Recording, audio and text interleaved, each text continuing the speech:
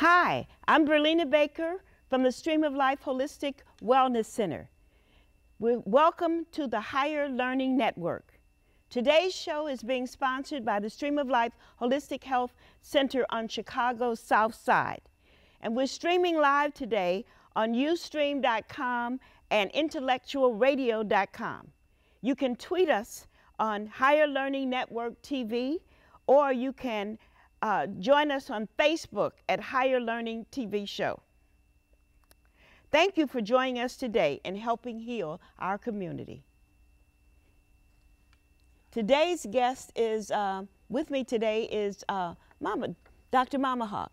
Tell us a little bit about you, Momma Hawk, and why you decided to come out here tonight.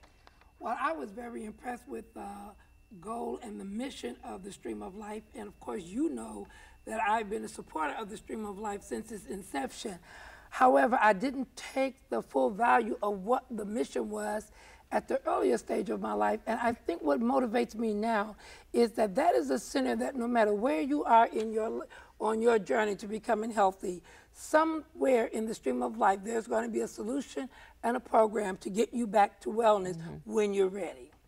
Well, the Stream of Life is such an incredible place. We started it about 17 years ago, but it came from a dream.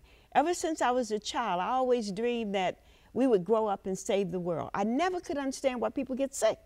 Why do people get sick? If God made us healthy, why don't we just learn how to stay well, and then we'll be healthy? So the Stream of Life has been designed to use all kinds of strategies to help people learn the things that they need to do. Number one, how to stay well, and number two, offer support so people can do it. I hope we were offering that to you. Well, you tried for most of those 17 years. I wasn't ready to receive it, but when I got ready, it was still there for me. Yeah, I know Momma Hawk is very fascinating. She used to come, I used to tell her she was one of our most hard-headed people, because she would come to the Stream of Life and she would actually pay for her services ahead of time with the knowledge that she might not do what she was supposed to, but she was stuck to it. And anybody who sticks to it is going to succeed. Absolutely, and I'm so proud of you, I don't know what to do. I shared with someone else how I would come and get colonics and would leave 82nd Street and stop by Leon's and get my rib tips and go home because you cleaned me out so I had some place to put the hot links. And after doing that for several years, how it backfired on me, because one of the things about your body is you can play with yourself and laugh and joke and tease yourself, but your body will not lie. Your body will give you the result of what you put in. And it's really like going to the bank. If you never deposit any money, you can't make any withdrawals. And if you're depositing grease and sugar and fried foods and fast foods, you cannot expect your body to then give you back in return a healthy body. And see, this is what people have to understand, that the only way we can be healthy is to do healthy things. You're not going to be able to do junky food things and be healthy. So what is it that we can do in our community to get this message across? Because we're being told now that our children and our grandchildren will not outlive their parents. It's very frightening. Well, not only are we being told that, but we're actually observing that. You're looking at the news every day and we're losing young people in groves. And I think one of the greatest myths that we have in our community is people tell us that to eat healthy and to live healthy is too expensive. But what they're really not doing is they're not doing the front end of the math. They're doing the back end of the math. The front end of the math is if you eat healthy in the first place, it's very inexpensive to live, because then you don't have to buy a size 55 blue jeans. You don't have to spend all your money on Oxycontin because you've been in a coma from eating too much food the week before. You don't have to sit up there with all this Excedrin and acid reflux and stuff because you ate too much grease and you gotta, they're telling you at the doctor, well, you can eat the grease, just eat it sitting up. Don't lay down and eat it. No, don't eat it at all, because even though you eat it sitting up, it's still going into the artery and it's stocking up the flow of the blood.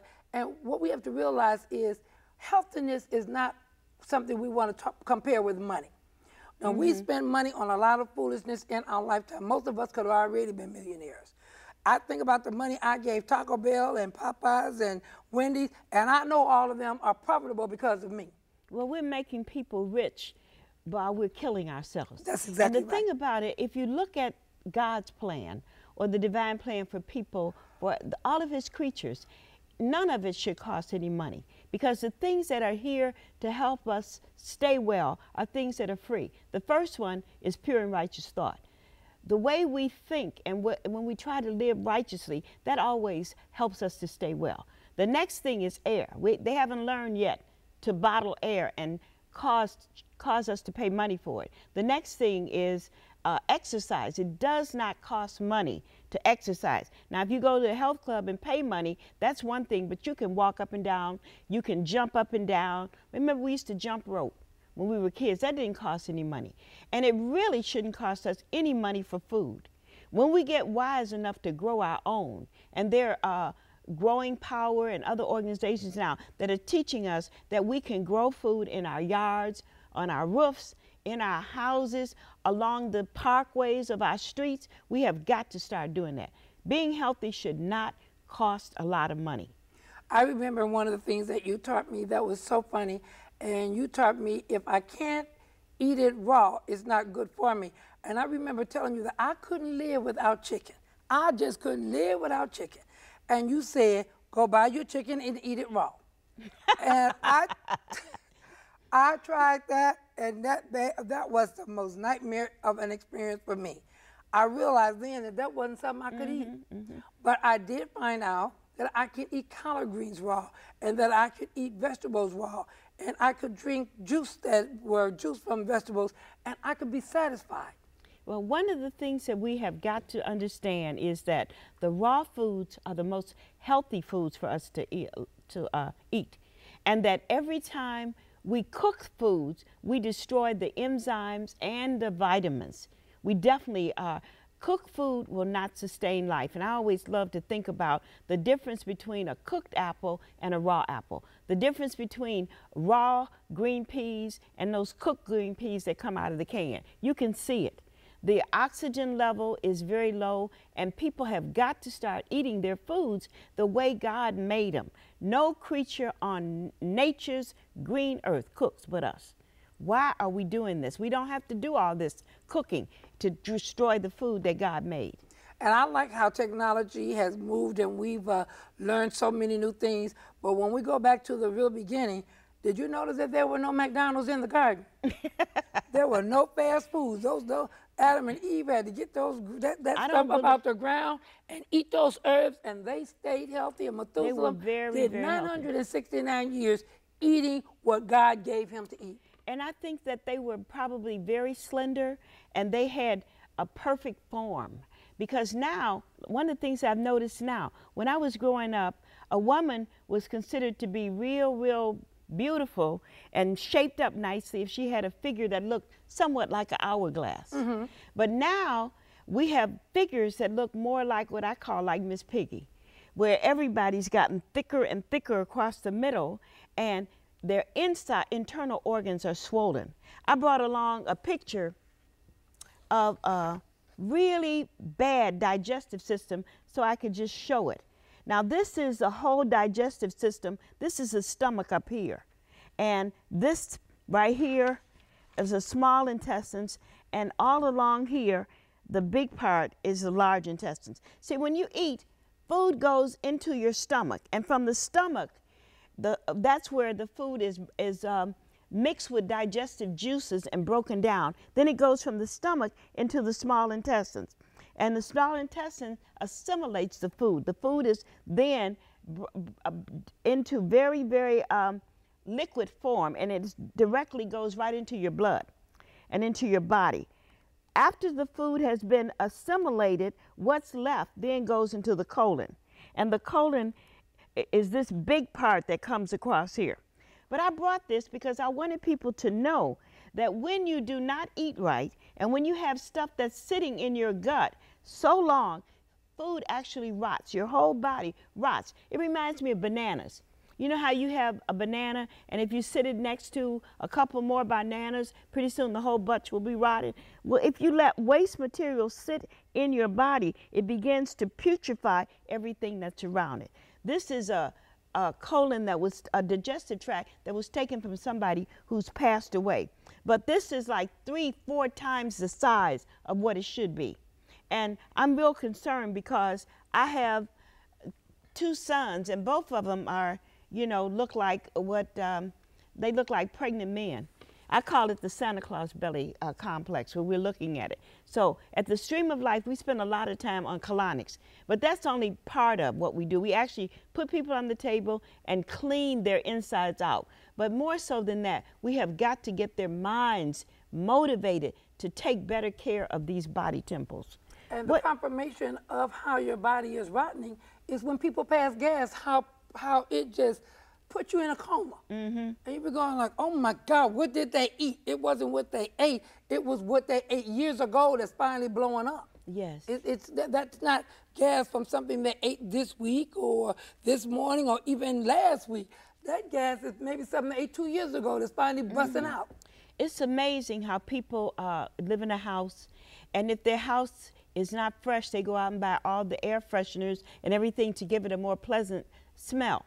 Because they can tell that if they've gotten rotten garbage left in their kitchen, this stuff smells. But somehow or other, it doesn't cross over to the rotten garbage that's on the inside. And they don't realize it, but our body lets us know, and your nose does not lie. I had a niece who once lived with me. When she came to live with me, she was only about 4 years old. But whenever she would use the bathroom, we would have to fumigate the house. And so I knew even that as a young child, problems were developing with her. And so by the time she was a little older, other problems developed. But I was able to slow them down tremendously by changing her diet. Because I changed the children's diet, they became vegetarians, not overnight, but gradually. We were eating less and less meat. So that's what we're trying to do. We're having, and one of the things that we're doing now is to tell people about our education program at the center. We offer classes. A lot of these classes are free. If people would just give us a call, come, we will show you how to take care of your body, and you can join with other people who are motivated to have the best bodies that they can have. I hope people will want to do that. Well, we're living in a time right now where it's no longer a choice, but it's almost becoming a mandate for people to look at what is going on with their body. You're hearing the cancer scare every day. And people are going, oh, the doctor said I have cancer. Oh, the doctor said I have cancer. I'm sure you remember when I had cancer in my arm, and my arm would stay frozen and cold. And every time you touch me, you would go, Mama Huck, your arm is so cold. And we couldn't do anything about it. And I said, well, the doctor said I got to take chemo. And he said I got to do this. And you said, no, we're not doing any of that. And we just changed the diet and went on herbs. And all of a sudden, life came back to the arm. And the doctor was going like, what did you do? Where did you go? No. We change what we're doing. The same thing that you do to kill it, you reverse that and you can bring it back to life. There's a tremendous instrument out that I hope people will get and see. It's called Reversing Diabetes in 30 Days. It is wonderful you because sell you that can at the see. center, right? Yeah, we have that at the center. People need to get that because you need to be able to see how these people have diabetes, they have high blood pressure. One person's on 19 different medications. In a matter of